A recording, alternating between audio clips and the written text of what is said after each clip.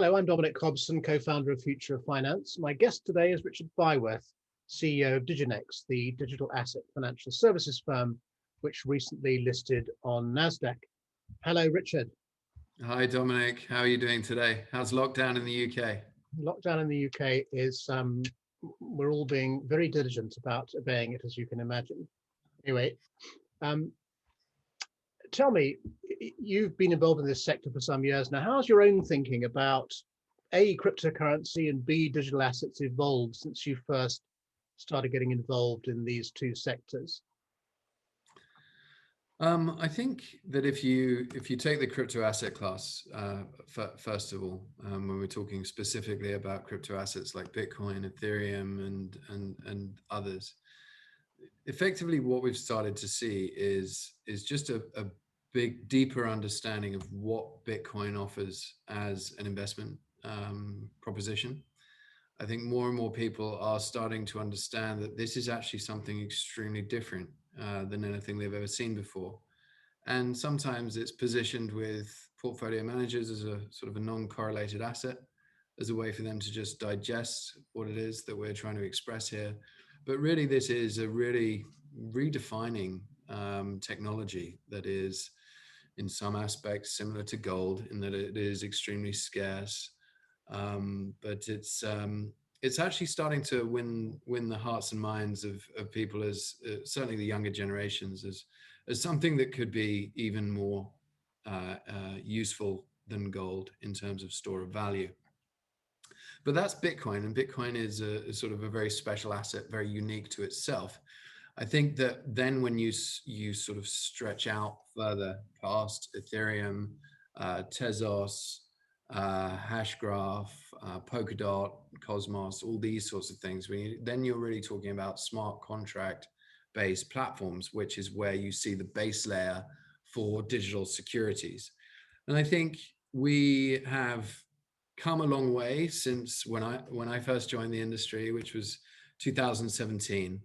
And a lot of this was sort of pie in the sky, aspirational stuff. And now we're starting to see real projects, billions and billions of dollars issued on these networks in the form of either securities or some other asset that's being transacted around the network as a sort of a value transmission. So that has been quite a progression. And then I think the final part of sort of the digital asset question is around digital securities themselves. So securities or capital markets that are issuing into effectively the transmission layer of a blockchain network. And we've actually seen much slower advancement in this space since 2017. And there have been some high-level projects that have happened. I'm sure most of your viewers would have heard about the St. Regis Aspen securitization that was done as effective tokenization on the Ethereum network. We haven't seen an enormous amount since then. We're seeing a lot going on in the background, but the biggest inhibitor here is around regulatory frameworks, because we are dealing with securities here, but regulatory frameworks that need to have some form of adaptation. So if you think about the UK, the FCA, and them adapting their framework to allow for digital, this is quite some work that the regulator have to go through and think about the different various aspects of how do we deal with custody and how should that be represented within the legislation. So you've got that as a problem. You've also got fragmented regulators globally, the SEC taking a certain approach, the EU fortunately now coming together, trying to take a more centralized approach to it. But then, all across Asia, we're seeing different approaches to regulation as well. And the other aspect is for the investors themselves. So if you go to a Japanese pension fund and you say, do you like this security? Do you want to invest in it? And they say, yes, that's great. And then you say, by the way, it's deliverable in digital form on the Ethereum network. They're like, well, what does half of that mean? And how would I deal with booking that? So you've got an infrastructure problem at the investor level. And I think this is a really important thing to understand, because that is a limitation on adoption at this point. And yesterday in the section that we were talking about Bitcoin and adoption of institutional adoption overall, the point I made was that I think that Bitcoin actually as an investable asset will help drive forward infrastructure within these institutions to allow them to actually start to accommodate digital securities as well, because it's all effectively the same thing. If you can custody and book Bitcoin, then you can custody and book an ERC20 Ethereum-based digital security as well. I'd like to talk about Diginex, but before I do, I'd just be interested in your view on what's happening in the DeFi token sector. Are the developments there pure speculation, or are there lessons emerging from that which will be useful both for the cryptocurrency sector and the digital security sector? I think that, look, as with anything, when there is a lot of money being attracted to something very fast, you do end up with a lot of bad actors saying, oh, let me get involved in that, which is exactly what we saw in the ICO craze of 2017, and definitely again what we're starting to see now. And there've been a series of these situations where these assets have rallied exponentially overnight and then gone to zero the next day, where people have realized that it's just a complete scam. However, what you've got here, and again, like the ICO craze of 2017, was it really was the building blocks of something really interesting and fascinating in the game theory and the way that has been structured in terms of sort of price aggregation and accretion that you've got with these asset constructs. And there are a couple of projects that are really interesting. Wi-Fi being YFI, and Compound, the asset being COMP. I think both of those are really interesting projects and have been very heavily replicated by some of these late comers. But they're interesting in that they're offering a structure of asset that is quite interesting. But we're very nascent. Again, this is sort of early stage. Compound had some issues around the construct of the smart contract. They'd gone to market and said, look, this is very, very early. We're not sure about the code. And sure enough, it all got hacked and assets got stolen. But I think that the concept is very, very interesting. And it's providing a future looking roadmap for asset construction that is quite different. And you asked me the question at the beginning, how has this asset class changed since 2017? I'd say the way the industry has changed since 2017 is the amount of talent that this is attracting. Some of the finest minds from Silicon Valley, all the engineering schools, rather than moving now into being quants in banking, they're moving into the digital arena. And so we've got an amazing amount of brain power being fired into this new industry. And so some really great developments are being made, and DeFi certainly is one. So as you look across these three separate related areas, the cryptocurrency, the DeFi tokens, and security tokens, what's your strategic stance? What's your strategy? So we've built the main framework of Diginex around both accommodating cryptocurrencies and also the future that we see for digital securities. And at the center of that is our exchange. The exchange today, operates out of Singapore under the Payment Services Act under an exemption from the Monetary Authority of Singapore. And then we've got our custodian, which actually is out of the UK. DigiVault is built by ex-security specialists from the UK government, and is accredited and certified, and in the process of being regulated by the FCA for digital security custodianship, as well as obviously being able to offer crypto custody. We have a trading platform called Diginex Access.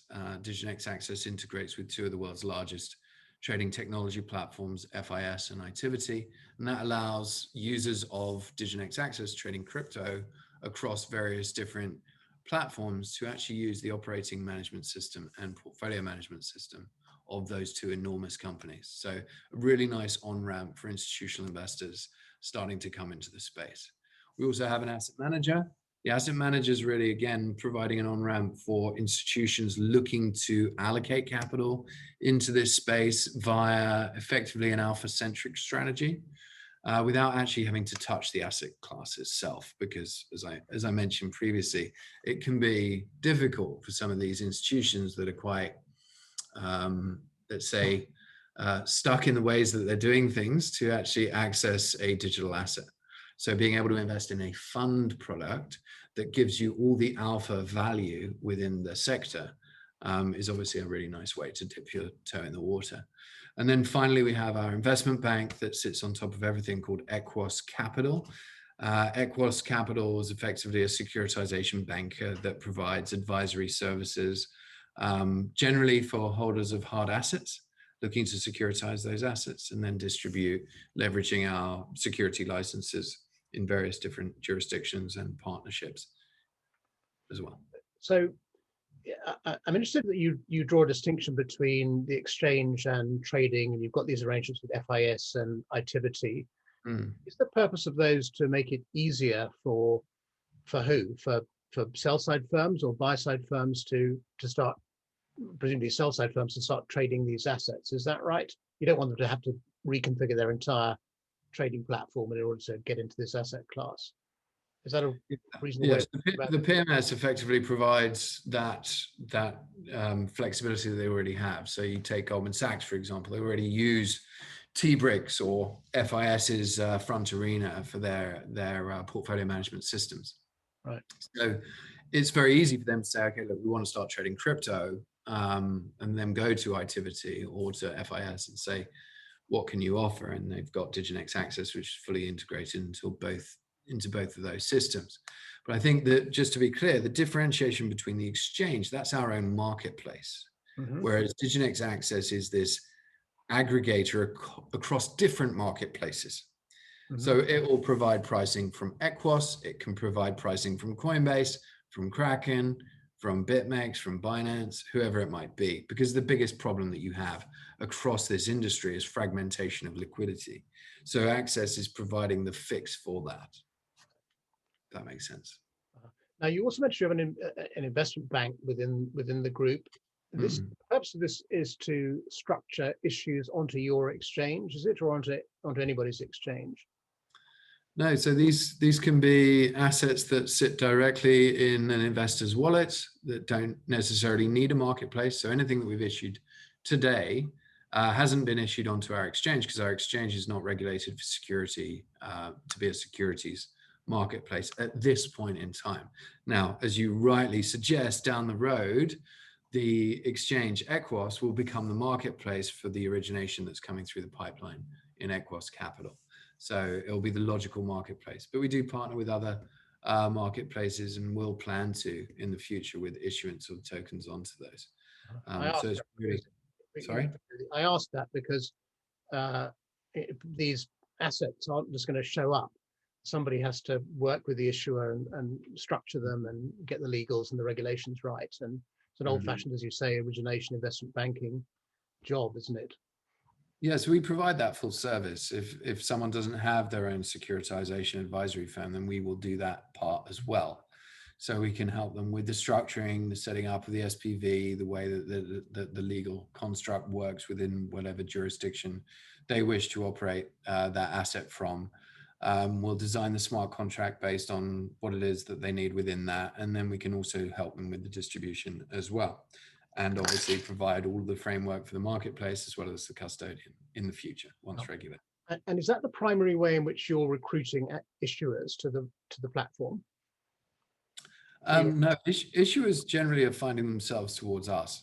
So we work with a lot of law firms across the world, and have helped them understand how this asset class is working. So when they're then seeing people who are wanting to, securitize an asset and explore digital, then they often inevitably find themselves to us. So we have actually quite a rich origination pipeline that is fed into us by a lot of the partners, but people really looking to effectively move into securitization, which is generally quite an illiquid way of monetizing an asset to basically come into this world and have, you know, all the advantages that being digital bring.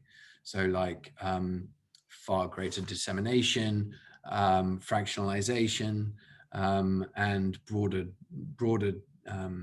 distribution as well. And this is really important because a lot of these securitization assets, you know, they'll take a long time to go through that deal, and they'll inevitably end up sitting just on a bank balance sheet. You're not getting the best pricing if you're only looking at, you know, one final buyer. So what this allows us to do is really go much deeper, much broader with this asset class as well. Now, you spent a long time in the convertible business with Nomura. How different is structuring these transactions? And you use the term securitization here interchangeably, really, with tokenization. How different is what you're doing now from what you used to do in the convertible bond market with Nomura? Are there a lot of commonalities? Well, you know, convertible bonds generally, certainly the ones I was dealing with were in public markets. So it was all related to a public equity. So you know, we had our own investment banking team. I'd often work with the syndication teams to sort of sound out the investor base and understand what structure would work. So in that process, I obviously learned a lot about the way that investors will think about structuring and what people need to really get excited about an asset. But I can't take any of the credit really for what we do at Diginex. The head of product for us is our COO of Financial Services, Neil Shepherd, who actually did work alongside me at Nomura. And whenever anything got a little complicated, we'd roll Neil out because he's an extremely smart fellow. He's an aeronautical engineer by training, but he just always liked to really get deep into the detail of structure and product. And now he leads everything that we do on the securitization side. Well, you mentioned how important it is in the convertible bond business to work out what structures will work for investors. How do you go about recruiting investors into this asset class? Does your asset management business play a part in that? Or is No, the asset management business is focused on crypto assets. So really that particular segment of the market. If you think about who is the end customer for securitization, it's your, you know, anyone from a pension fund through to a family office through to a hedge fund. It's really just about the value of the security itself, right? And so any investor in a security who can see the value in a structure will be your target investor. What we do in the asset management side is very focused towards crypto. So a lot of the guys that we invest in are focused on DeFi, which you touched on briefly, and they've made an enormous amount of money out of DeFi in the last few months. Yeah, so the two worlds don't really interconnect at this point in time. Now you mentioned hedge funds, family offices. These are the pioneers of investing in security tokens, are they? But you've also mentioned talking to a Japanese pension fund, for example. So the idea here is to institutionalize investment. Yeah, so as I kind of tried to outlay before, like the investment proposition of investing in a digital security is just the same as investing in a security. Do I like the security? The fact that it's digital is just the transmission mechanism. And can I deal with that in-house? So actually we have a flexible workaround. If there's an investor, for example, that is very interested in the security but can't invest in it in digital form, then we'll actually offer them in paper form, and they can then flip to digital at any point that they'd want in the future. So this is really sort of hand-holding and stepping stone into this digital future, because you can't just go to the GPIF, let's say the Japanese pension fund, and just say, hey, this is a digital asset, go get involved. It was like I said to you at the beginning, you're gonna be like, well, first of all, what's a digital asset? Okay, what's a blockchain? Okay, what's a protocol? What's a standard? And how do I trade this thing? And how do I book it? And how do I custody it? And you end up with so many questions. It's like, okay, just too hard bucket. I'm not interested. And so really what we try to do is remove all of that aspect and make it simple for investors, because that at the end of the day is what you want to do. You want to make it simple for an investor to understand, give them the option to take it in the form of something that they understand. And then in the future, as and when maybe 2 years, 3 years, 5 years down the line, when their infrastructure allows, they can flip into digital security. Mhm. You mentioned custody. This is a boring subject, but when I talk to investors, that always seems to be the concern. But they've all read the stories about cryptocurrency exchanges being hacked, and no matter how often you tell them it was that half of them were inside jobs, it remains a concern. How are you addressing that concern? If I make this investment, how can I be confident it will be safe? Yeah, so our custodian has been built by ex-Ministry of Defence specialists from the UK. We have, and my CTO put it very succinctly yesterday in the presentation, there are 3 key ways that a company gets hacked. First of all, it's through some sort of phishing or malware, or it's via penetration, or it's an inside job. So the inside job is what you mentioned, some sort of level of fraud within the organization. We do quite a lot of background checks of everybody. We also do a lot of monitoring of everything that people are doing around the platform as well. So anything suspicious immediately gets flagged. And the key area, obviously, always is withdrawals. The second piece is around malware and phishing. So phishing is really just effectively targeting people within the organization that may not understand the fact that they shouldn't be clicking on a link or downloading a file, and then immediately they've downloaded some malware into the organization. So we end up doing an enormous amount of training. People are absolutely allergic to clicking on anything that comes in externally. And so that's been well programmed into the way that people operate. And then there's the final part, and that's penetration. So we are NCC penetration tested. The NCC group are the penetration testing firm that penetration tests Google, Amazon, and Facebook. They're the #1 penetration testing firm in the world, and they do the penetration testing on Diginex and all of our infrastructure. I mentioned before that we're certified and accredited, so that's CREST certified and Cyber Essentials Plus accredited. That's a Cyber Essentials Plus, that's a cybersecurity accreditation that was designed by the Ministry of Defence. Were they actually the only organization in this industry that have that level of accreditation? So yeah, we're very focused on this stuff. Now, if I go to your website, the first thing that greets me is the news you've divested Diginex Solutions, the ESG business. Why was that? Why was it the first thing that you saw on the website?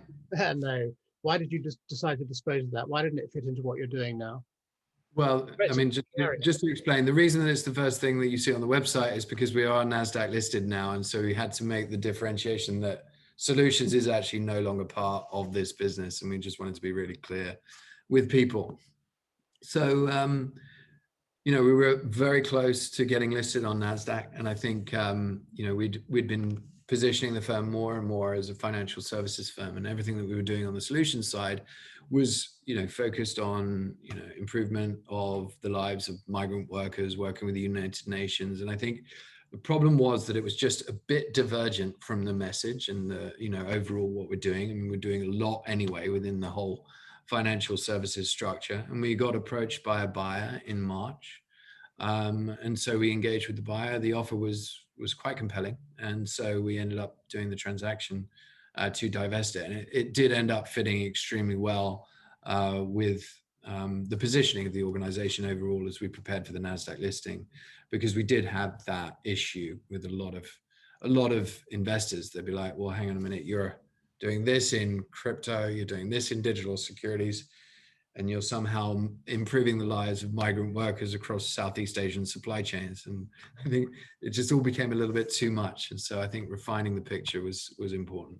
Okay, so you needed clarity. But talking of going public, what was your thinking, your reasoning behind the decision to go public? Yeah, so for us, and you've highlighted a number of the issues, there are credibility issues within this industry. And for us, having that additional standard, that bar to demonstrate that we were just putting this industry to just a higher level by being approved by the SEC for listing on NASDAQ, the foremost technology exchange in the United States, and them themselves being a regulator and requiring a level of governance and transparency. It was really important, we felt, for the industry. And we've definitely. I mean, we've had an enormous amount of feedback from our client base, from partners, and from service providers that, very, very happy to see this finally come to the industry and allow for that, advancement of the industry through this sort of level of transparency.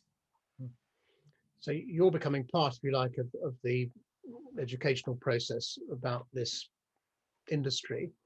Just one final question, which is prompted by that thought. When do you expect security tokens to become a mainstream asset class? And what are the remaining obstacles, apart from lack of understanding, to us getting there? Maybe that's the only one. I don't know. When do you expect this asset class to become a mainstream asset class for institutional investors? It's probably a more succinct way of putting it.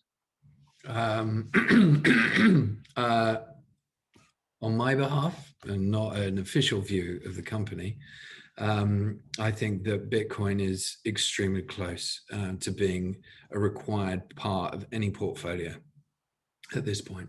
We're seeing an extreme amount of really irresponsible central bank policy around what they're doing with fiat currencies. And I think that Bitcoin provides, as Paul Tudor Jones put it, the fastest horse in this inflation hedge against the largest monetary inflation that I think we've ever seen in the history of fiat currencies. So Bitcoin is an extremely important asset and becoming more important by the day. When you take it broadly into sort of the rest of the crypto sphere, and obviously the advantages it brings that you highlighted before around DeFi, I think this is a growing, interesting market that is, as some people put it, replicable to being able to invest in the HTTP protocol for the internet in sort of 1994. So definitely seeing that. And then I would say the final point, as I highlighted previously, is digital securities themselves have the issue around regulation and regulators providing a broad, consistent framework across the world, but also secondary being the infrastructure that institutions need within their organizations to be able to accommodate this asset class. But as I said before, I think Bitcoin propagates that. Richard Byworth, thank you very much. That was a fascinating discussion. Dominic, thank you for having me on. I really appreciate it. I hope you're not in lockdown for too much longer. Thanks.